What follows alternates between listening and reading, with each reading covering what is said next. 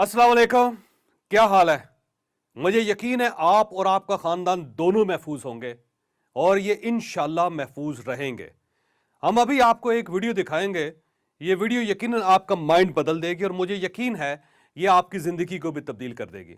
लेकिन इस वीडियो पर जाने से पहले मेरी आपसे रिक्वेस्ट है, आपने अगर अभी तक हमारा चैनल सब्सक्राइब नहीं किया तो ये जो आपकी स्क्रीन पर एक रेड निशान नज़र आ रहा है, आप इसे टच कर दीजिए और ये जो घंटी का छोटा सा निशान नजर आता है आपकी स्क्रीन के ऊपर, आप इसे भी पुश कर दीजिए।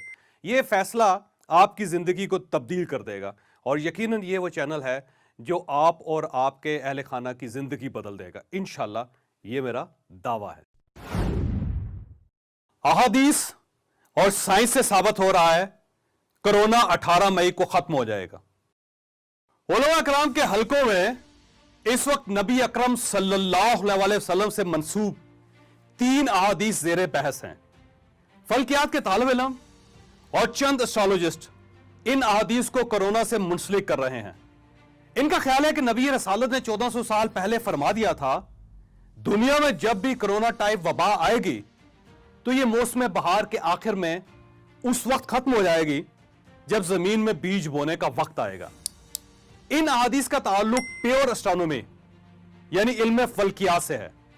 लिहाजा मैंने पहले अहादीस पढ़ी और फिर एस्ट्रोनॉमी का मुतालिया किया और मैं अब इस मुताले की बुनियाद पर अपनी नाकस अकल के तहत यह अर्ज कर सकता हूं कि हम अगर अहादीस को मुस्लिम मान लें और फिर हम अगर एस्ट्रोनॉमी को भी कबूल कर लें तो फिर हम ये कह सकते हैं कि कोरोना का जोर 18 मई के बाद टूट जाएगा और जून के महीने में इसका कोई ना कोई ठोस हल भी निकल आएगा, या फिर यह वबा कुदरती तौर पर दिन ब दिन कम होते होते खत्म हो जाएगी।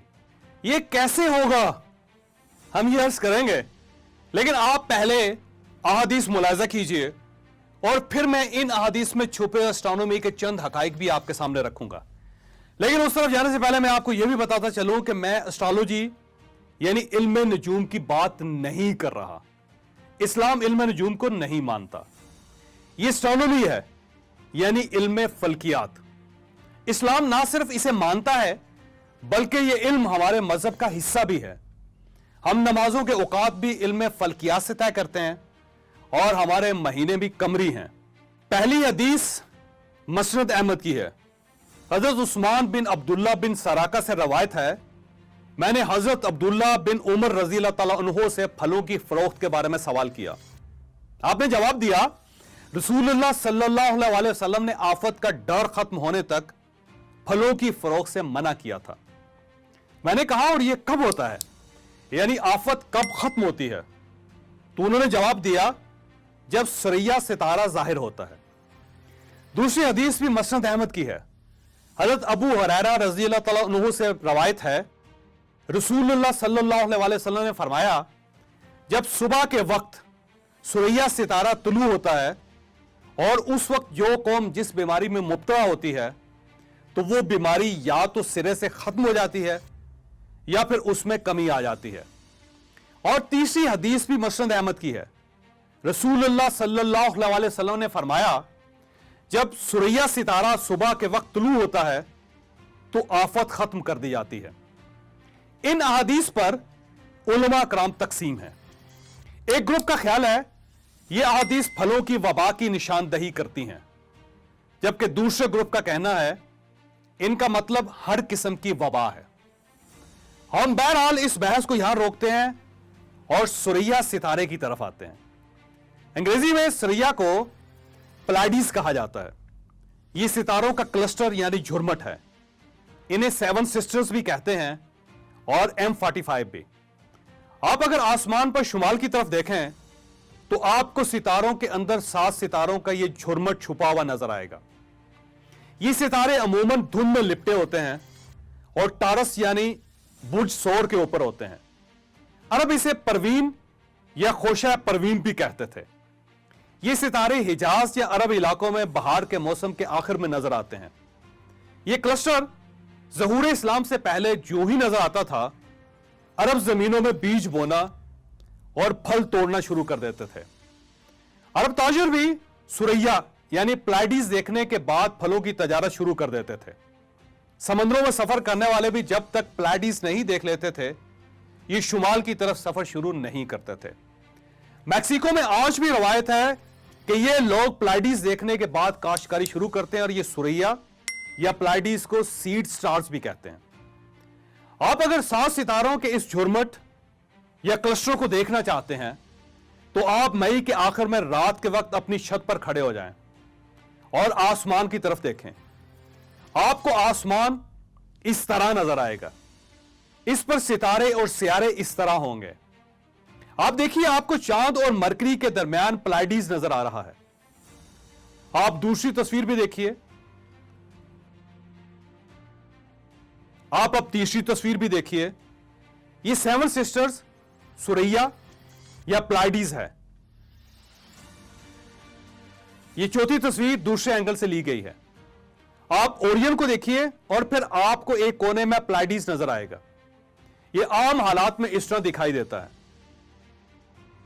یا پھر اس طرح۔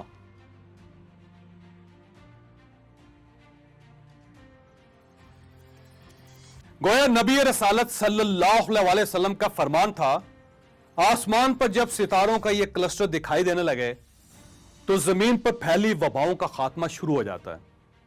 لیکن میں پھر عرض کر دوں، پلائیڈیز کا تعلق علم نجوم سے نہیں ہے، علم فلکیات سے ہے۔ اسٹرالوجرز اسے نہیں مانتے، اسے صرف اسٹرانومسٹ مانتے ہیں، اور ستاروں کا یہ کلسٹر صرف موسم کی تبدیلی کا اشارہ کرتا ہے، جیسے چاند سورج اور نارتھ سٹار کرتا ہے، اور بس۔ اب سوال یہ ہے کہ موجودہ حالات میں پلائیڈیز کب نظر آئے گا؟